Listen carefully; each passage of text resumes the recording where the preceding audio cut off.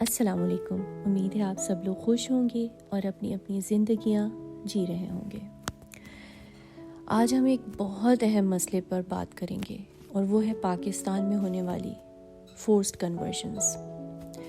اس کو democratic right violation کہہ لیں، ہیومن رائٹس وائلیشن کہہ لیں، اور سادہ لفظوں میں اگر میں اپنی زبان میں اس کو بیان کروں تو میرے نزدیک یہ ضلالت پر مبنی ایک ایسا عمل ہے جو بڑی ڈھٹائی کے ساتھ ہمارے ملک پاکستان میں کیا جا رہا ہے، اور اس کو روکنے والا کوئی نہیں۔ چونکہ ہماری ریاست مذہبی ہے، اور جب ریاست کو مذہب سے جوڑ دیا جاتا ہے تو وہاں جمہوریت پوری طرح غالب نہیں آ سکتی، کیونکہ میرا ماننا ہے کہ جمہوریت اور مذہبیت ساتھ ساتھ نہیں چل سکتے۔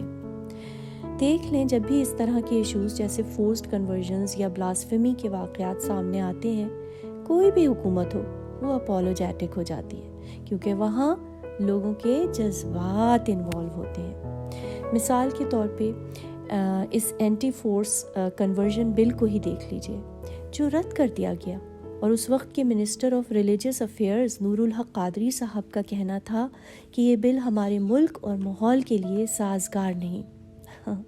تو جناب، آپ کے ملک میں اقلیت سے تعلق رکھنے والی کم عمر بچیوں کو اغوا کرنا، ان کو زبردستی اسلام قبول کروانا، اور پھر ان کی عمر سے دگنی تگنی عمر کے مردوں سے ان کے نکاح کرانا سازگار ہے، پر اس کے خلاف آواز اٹھانا، اس کے خلاف بل پاس کرنا سازگار نہیں۔ واہ! اور جماعت اسلامی کو تو آپ رہنے ہی دیں، وہ تو سرے سے ہی مکر گئی کہ ایسا کچھ ہوتا ہے، اور انہوں نے اس بل کو شریعت اور مذہب کے خلاف قرار دے دیا۔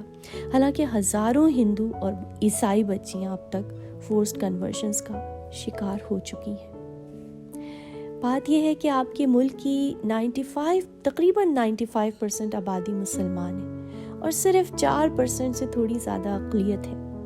اس پہ بھی آپ کے ملک اور آپ کے مذہب کو ان سے خطرہ ہے۔ یہاں میں سندھ کی بات کروں گی، کیونکہ ہندو پاپولیشن 95% سندھ میں مقیم ہے، اور وہاں یہ واقعات کثرت سے رونما ہو رہے ہیں۔ تو آخر سندھ گورنمنٹ اس اہم ایشو پر کوئی قدم کیوں نہیں اٹھا رہی؟ کیا میاں مٹھو، جو فورس کنورژن کا باقاعدہ کاروبار چلا رہا ہے، وہ اتنا طاقتور ہے کہ آپ اس کا مقابلہ نہیں کر سکتے، یا پھر آپ اس کو سپورٹ کر رہے ہیں؟ اور اس گھناؤنے عمل میں مذہبی ادارے اور مذہبی جماعتیں بھی پوری طرح ملوث ہیں، جو میاں مٹھو جیسے بدماش کی حمایت کرتی ہیں۔ اب ان ریلیجیس انسٹیٹیوشنز کو مانیٹر کرنا بے حد ضروری ہے، اور اس کی ایک ہی صورت ہے جب ہمارا ملک، ہماری ریاست مذہب سے الگ کی جائے۔ میں بذات خود سیکولرزم کو بھرپور سپورٹ کرتی ہوں، اور میں چاہتی ہوں کہ پاکستان ایک سیکولر اسٹیٹ بنے، پر آج کل کی مذہبی انتہا پسندی کو دیکھتے ہوئے کیا ایسا ممکن ہے؟ میں تو شاید نا امید ہو چکی ہوں، کیونکہ بھائی دیکھیں، ریچولز کے الیکشن کرا دینے سے ملک ڈیموکریٹک نہیں ہوتے۔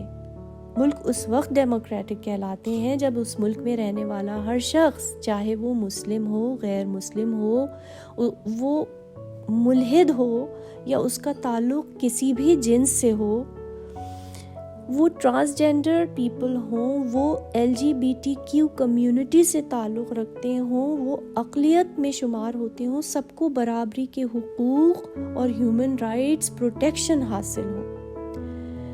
آپ نے اپنے آئین میں تو فریڈم آف اسپیچ اور فریڈم آف ریلیجن ڈال دیا، پر مذہب پہ چھوٹی سی بات کرنے پر آپ بلاسفیمی کے فتوے لگا دیتے ہیں، اور فریڈم آف ریلیجن کے نام پر آئے دن احمدیوں کی مساجد کو مسمار کیا جا رہا ہے۔ ان کی تو قبروں کو تک آپ نے نہیں چھوڑا، وہاں بھی جا کر توڑ پھوڑ کرتے ہیں۔ مندر اور چرچ پہ بھی حملے کیے جاتے ہیں، اور آپ پھر اسلامو فوبیا کی بات کرتے نہیں تھکتے۔ بیرون ملک میں بیٹھ کر آپ اسلامو فوبیا کے نعرے لگاتے ہیں۔ تو جناب، آپ کے ملک میں جو مائنورٹی فوبیا ہے، اس کے بارے میں آپ کا کیا خیال ہے؟ یاد رکھیے، دوسروں کو آئینہ دکھانے سے پہلے خود آئینہ دیکھنا بہت ضروری ہے۔ فورسڈ کنورژن کا ایشو بہت سنگین ہے اور اس پہ زیادہ سے زیادہ بات ہونی چاہیے، اس کے خلاف آواز اٹھانی چاہیے، کیونکہ اگر آپ یہ سمجھتے ہیں کہ کسی کو زبردستی اسلام قبول کروانا ایک نیک عمل ہے تو آپ سراسر غلط ہیں۔ یہ نیک عمل نہیں بلکہ انسانیت کا قتل ہے اور بہت بڑا ظلم ہے جو آپ کر رہے ہیں۔ بند کیجئے اس ظلم کو بند کیجئے، اس ظلم کا خاتمہ کیجئے، اس ظلم کے خلاف آواز اٹھائیے، اور اس کے ساتھ ساتھ اپنا بہت خیال رکھیں۔ زندگی رہی تو پھر ملیں گے۔